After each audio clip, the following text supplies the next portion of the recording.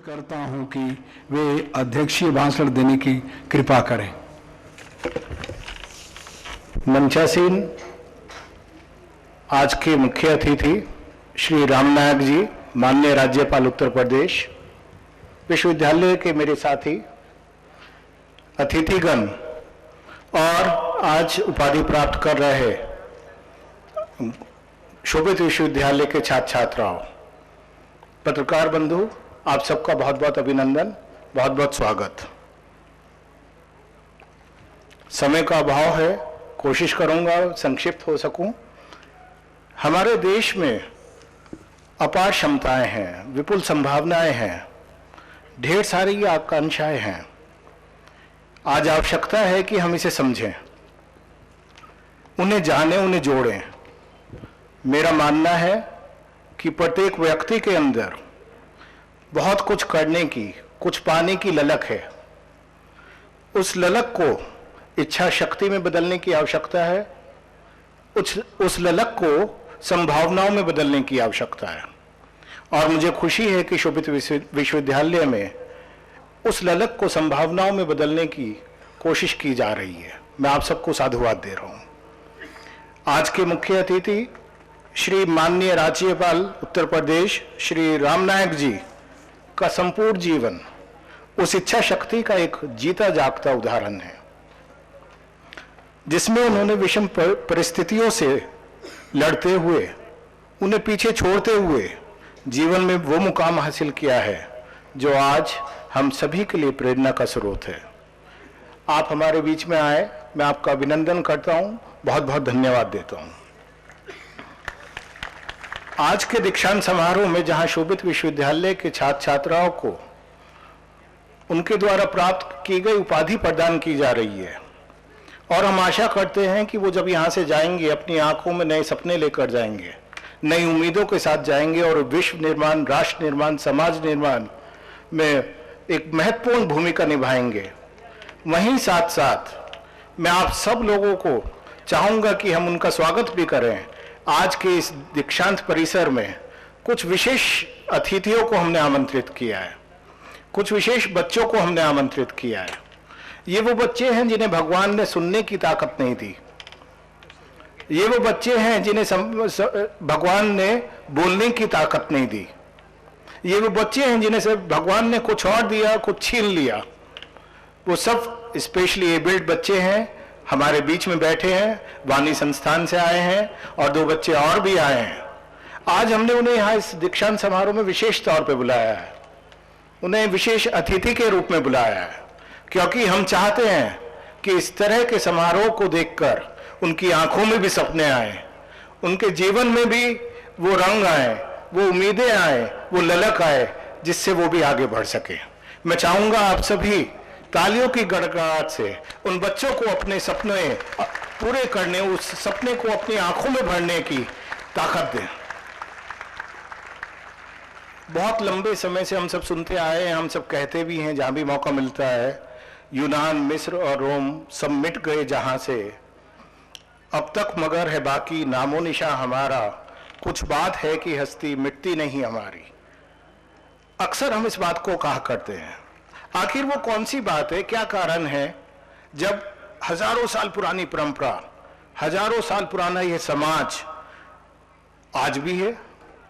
आखिर क्यों नहीं मिटी हमारी हस्ती, क्यों हमारा वजूद कायम है? इसके पीछे बहुत सारे फिलॉसफी हो सकती हैं, लेकिन मेरा मानना है कि हमारे पूर्वजों ने जो इन्वेस्टमेंट किया उस वक्त, वो मानव संसाधन के लिए किया, वो ह्यूमन रिसोर्स को बनाने के लिए किया, ह्यूमन वैल्यूज को बनाने के लिए किया। उन्होंने मानव समाज के निर्माण के लिए शक्ति जुटाई, व्यक्ति के निर्माण पर बल दिया, व्यक्ति के निर्माण में शिक्षा, दीक्षा, गुरु शिष्य, संस्कार, चरित्र जैसी उत्तम परंपराओं को विकसित किया, जिसके कारण एक ऐसा समाज बना जो ज्ञान पर आधारित है, जहां पर के सारे पैरामीटर डायनामिक हैं, और एक ऐसा समाज, भारत समाज बना जो बदलाव को, किसी भी बदलाव को से हर्ष स्वीकार करता है। और उसी बदलाव की वजह से आज हमारी विरासत, हमारी शिक्षा पद्धति कायम है, और मुझे उम्मीद है वो कायम रहेगी। पिछले कुछ दशकों में ऐसा हुआ जब अजीब सी एक स्थिति पैदा हुई। आज हमें सोचना पड़ता है कि एक बच्चा जो शिशु मंदिर से निकलता है और जब वो विश्वविद्यालय में एक रिसर्च लैब के अंदर जाता है, क्या उसके अंदर कोई कनेक्ट बचा हुआ है? क्या ऐसा है कि वो उस सर्किल में हो? पिछले कुछ दशक में हम लोगों ने उसे बदल डाला, अलग अलग दायरे बना डाले, गोले बना डाले। एक छोटा गोला है, एक बड़ा गोला है, एक उससे बड़ा गोला है। आज आवश्यकता यह है कि हम शिक्षा में एक संपूर्ण एक ऐसा गोला बनाए जिसमें जो दाखिल हो वो एक पूर्णता की तरफ जाए। और मुझे खुशी है शोभित विश्वविद्यालय इस विषय में प्रयास कर रहा है, तो कुछ करने की कोशिश कर रहा है कि एक ऐसा सर्किल बने जो इंक्लूसिव हो, जहां पे शुरुआत हो तो वहां पर एक प्राप्ति भी हो। हमारी जब सृष्टि की रचना हुई है, एक माइथोलॉजी है, हम कहते हैं ब्रह्मा विष्णु महेश ने, और उनके बिना ये सृष्टि नहीं चल सकती। इसी तरह शिक्षा को लेकर मेरा मानना है कि हेड, हार्ट और हैंड, जब तक इन तीनों चीजों का समन्वय नहीं होगा कोई भी शिक्षा बेकार है। हो ये रहा है कि हम दिमाग में घुसाने की कोशिश कर रहे हैं, ठूस रहे हैं, लेकिन मेरा मानना यह है दिमाग में कुछ भी है, यदि आपका दिल, आपका हार्ट वो समर्पित नहीं है, यदि आपके हाथ दक्ष नहीं है, तो वो शिक्षा बेकार है। वही स्किल डेवलपमेंट है, वहीं से सोशल डेवलपमेंट शुरू होगा, वहीं से समाज का निर्माण शुरू होगा। और इस विषय में भी शोभित विश्वविद्यालय में कोशिश की जाती है कि बच्चों को सिर्फ उनके अंदर एक इंफॉर्मेशन का डाटा ना भर दिया जाए, उन्हें रोबोटिक ना बना दिया जाए, उनके अंदर वो संस्कार भी आए, उनका दिमाग अच्छा हो, दिल अच्छा हो, उनका हार्ट अच्छा हो और उनका हाथ भी अच्छा हो। क्योंकि मेरा मानना यह है जो 3 पैरामीटर हैं जिन्हें मैं अभी गोले कह रहा था, एक ऐसा हो गया कि प्राइमरी एजुकेशन, माध्यमिक एजुकेशन और हायर एजुकेशन, इन तीनों को हमने अलग कर डाला। यदि तीनों अलग होंगी इंक्लूसिवनेस आएगी ही नहीं। और आजकल तो हमने एक चौथा बना डाला, स्किल डेवलपमेंट। मेरा मानना यह है skill development is a part of education, it can not be separate, it has to be a part of education. और उसके लिए शोभित विश्वविद्यालय हर स्तर पर कोशिश कर रहा है। आज नए नए IIT IIM खोलने की एक बहुत प्रयास किए जा रहे हैं, उसके लिए मैं भारत सरकार को साधुवाद देता हूं। हमारे बीच में माननीय राज्यपाल उत्तर प्रदेश उपस्थित हैं। मैं सिर्फ एक बात कहना चाहूँगा, जहाँ पर हम नए नए संस्थान खोलने की बातें करते हैं, जहाँ हम कहते हैं नए IIT बनाएंगे, नए IIM बनाएंगे, मैं कहता हूँ वहाँ नई ITI भी बनाओ, वहाँ नए पॉलिटेक्निक भी खोलो, क्योंकि समाज का एक तबका है जो नीचे अटक गया, उसे हमें आगे लाना है। दूसरे, जो प्राइवेट सेक्टर है, कोई भी सरकार, कोई भी देश सिर्फ अपने बलबूते पर, सरकार अपने बलबूते पर पूरे समाज को, देश को शिक्षित नहीं कर सकती। प्राइवेट सेक्टर में जो लोग अच्छा कार्य कर रहे हैं उन्हें भी सरकार से, समाज से एक समर्थन की आवश्यकता है, एक्नॉलेजमेंट की आवश्यकता है। मुझे उम्मीद है वो एक्नॉलेजमेंट समाज से के साथ साथ शासन प्रशासन से भी मिलेगा, और ऐसी मैं आशा करता हूं। आज से पहले कुछ दशक थे, वो थे IT के। मेरा मानना यह है आने वाला समय है AT का, एग्रीकल्चर टेक्नोलॉजी। पहले दशक थे गवर्नमेंट के, आज है गवर्नेंस का। पहले दशक थे आधुनिकता के, आज आधुनिकता से अध्यात्म की ओर हमें जाना होगा। और मुझे खुशी है इन तीनों ही विषयों पर शोभित विश्वविद्यालय विशेष तौर पर कार्य कर रहा है। शोभित विश्वविद्यालय ने एक सेंटर फॉर एग्रीकल्चर टेक्नोलॉजी और ई-कॉमर्स की स्थापना की है। शोभित विश्वविद्यालय ने अभी एक centre for law and governance बनाया, जिसके चेयरमैन एक सुप्रीम कोर्ट के एडवोकेट को बनाया गया। और उसके साथ साथ शोभित विश्वविद्यालय ने एक centre for spirituality research and studies की स्थापना की है, जिसका उद्देश्य है वो जो सब खो गया इस आधुनिकता के दौर में वो वापस आ सके। और उसके लिए एक महामंडलेश्वर मार्तंडपुरी जी को उसका मानद प्रोफेसर और चेयरमैन नियुक्त किया गया। शायद ये पहला विश्वविद्यालय है जहां एक महामंडलेश्वर भी प्रोफेसर है, जहां एक सुप्रीम कोर्ट का एडवोकेट भी प्रोफेसर है, जहां ब्यूरोक्रेट और टेक्नोक्रेट्स भी प्रोफेसर हैं। मैं आज दीक्षांत समारोह में उपस्थित सभी छात्र छात्राओं का अभिनंदन करता हूं। आशा करता हूं कि इस प्रांगण से जो आप लेकर जा रहे हैं, इस गुरुकुल से जो लेकर जा रहे हैं, उसे अपने जीवन में उतारिए और देश समाज के विकास में अपना योगदान दीजिए। व्यक्तिगत तौर पर हम सभी सफल हो सकते हैं, लेकिन हमारी सफलता की अहमियत, उसकी मान्यता तब है जब हमारी सफलता, हमारी व्यक्तिगत सफलता देश के विकास में काम आ सके, देश की प्रगति कर सके। यही मेरी शुभकामनाएं हैं। मैं माननीय राज्यपाल महोदय को दोबारा से बहुत बहुत धन्यवाद और साधुवाद देता हूं कि वो हमारे बीच में आए। बहुत बहुत धन्यवाद। धन्यवाद। उपस्थित समस्त महानुभाव एवं विद्यार्थीगण, मैं आपके समक्ष हमारे मुख्य अतिथि उत्तर प्रदेश के प्रथम नागरिक माननीय राज्यपाल श्री राम नाईक जी का संक्षिप्त परिचय प्रस्तुत करती हूँ। श्री राम नाईक जी का जीवन अत्यंत सरल एवं अनुशासित है। इनका जन्म सन 1934 में महाराष्ट्र राज्य के संगाली जिले में हुआ तथा प्रारंभिक शिक्षा भी यहीं हुई।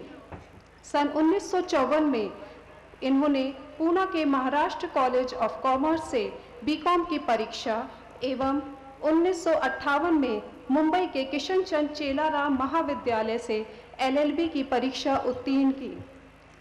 अपने राजनीतिक जीवन की शुरुआत 1978 में भारतीय जनसंघ के आयोजन सचिव के पद से की। 1978 से 1989 11 वर्षों तक लगातार 3 बार महाराष्ट्र विधानसभा के सदस्य रहे।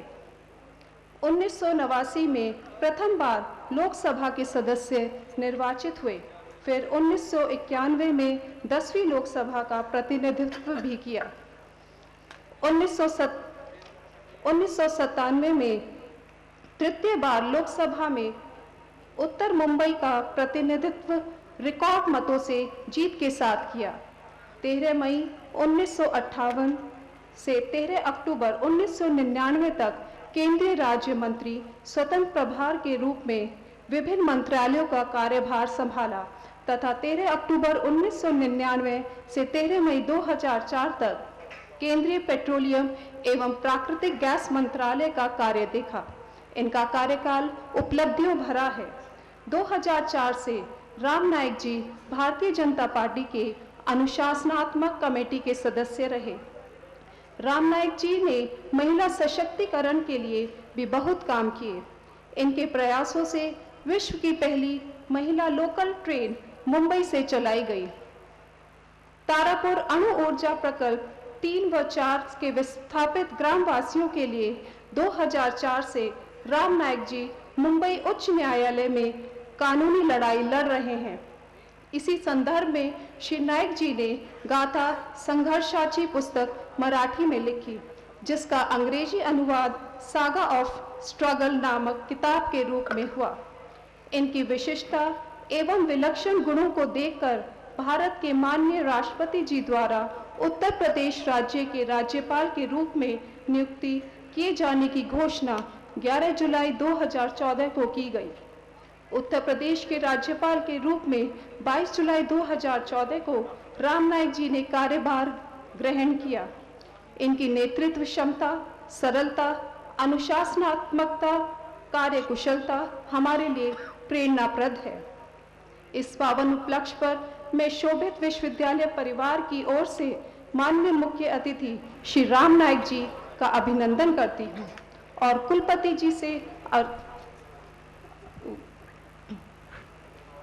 जी से अनुरोध करती हूँ कि वो श्री राम नाईक जी को उद्बोधन के लिए आमंत्रित करें। मैं मुख्य अतिथि श्री राम नाईक जी माननीय राज्यपाल उत्तर प्रदेश से अनुरोध करता हूं कि वे उद्बोधन देने की कृपा करें।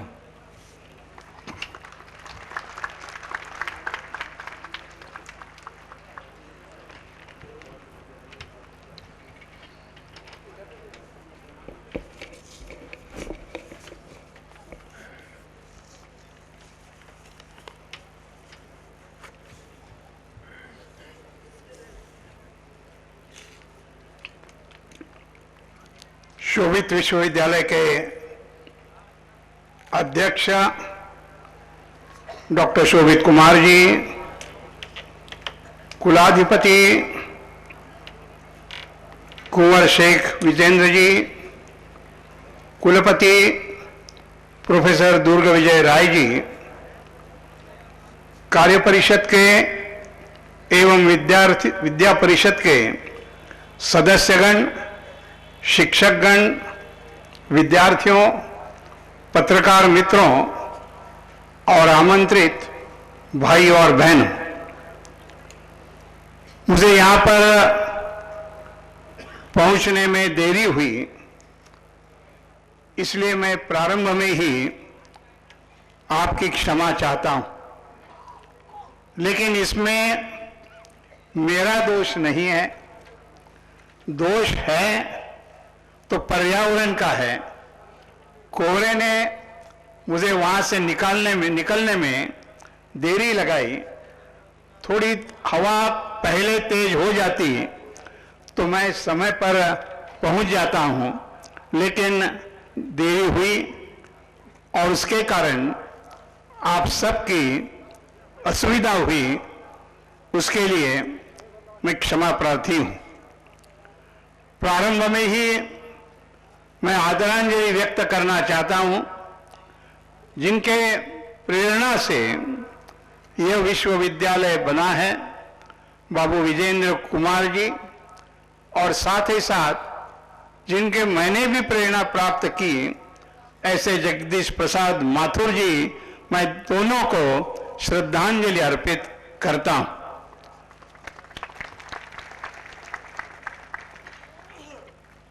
विद्यार्थियों के लिए और सब आपके लिए ये छठे दीक्षांत समारोह में आपने मुझे बुलाया और मैं आप सबका हृदय से धन्यवाद भी करता हूं और आपको अभिनंदन भी देता हूं। मेरठ महानगरी का अपने आप में सांस्कृतिक और ऐतिहासिक महत्व है। अंग्रेजों से देश को मुक्त करने के लिए जो स्वतंत्रता की लड़ाई प्रारंभ हुई, उसके अंग्रेजों ने तो उसका नाम दिया गदर के तौर पर, लेकिन ये गदर नहीं था, ये तो देश का स्वातंत्र्य संग्राम था। यह बात यदि पहले किसी ने कही थी, स्वातंत्र्य वीर सावरकर जी ने यह बात कही, उनको भी मैं इस समय पर आदरांजलि व्यक्त करता हूं। और देश आजाद हो, उसके लिए जिन जिन लोगों ने अपनी कुर्बानी दी, जिन्होंने देश को आजादी प्राप्त करने के लिए परिश्रम किए, ऐसे सभी को मैं अपने ओर से आदरांजलि भी व्यक्त करता हूं। विद्यार्थी मित्रों, अब हम 21वीं शताब्दी में, और 21वीं शताब्दी एक दृष्टि से देखा जाए तो भारत के लिए युवाओं की शताब्दी है। दुनिया के जो अलग अलग देश हैं, ऐसे देशों में सबसे युवा यदि कहा है इस समय पर तो भारत में है। और इसलिए इस भारत के युवा शक्ति को प्रेरणा देने का काम ऐसे विश्वविद्यालयों से होती है, और ऐसे विश्वविद्यालयों में जहां जहां अच्छी पढ़ाई होती है, वहां मैं मानता हूं कि ये प्रेरणा मिलती है।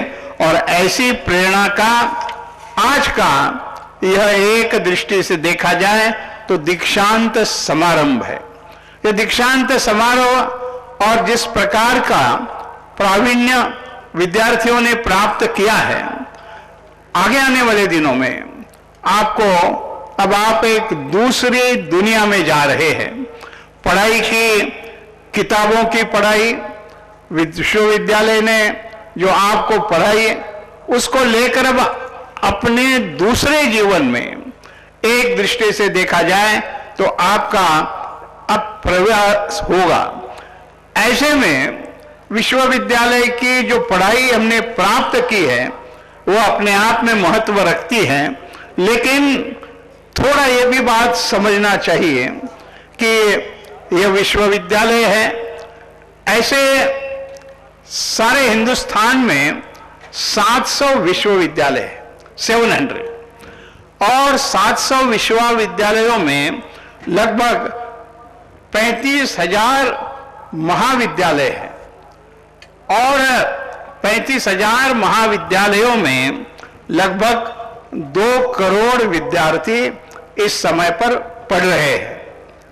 लेकिन ऐसा शिक्षा का विस्तार जब हो रहा है तब थोड़ा अंतर्मुख होकर हम जब विचार करते हैं तो ये 700 विश्वविद्यालयों में भारत दुनिया में 200 विश्वविद्यालयों की सूची बनाई गई, और ये 200 विश्वविद्यालयों की जब सूची बनी तो हमारे लिए दुर्भाग्य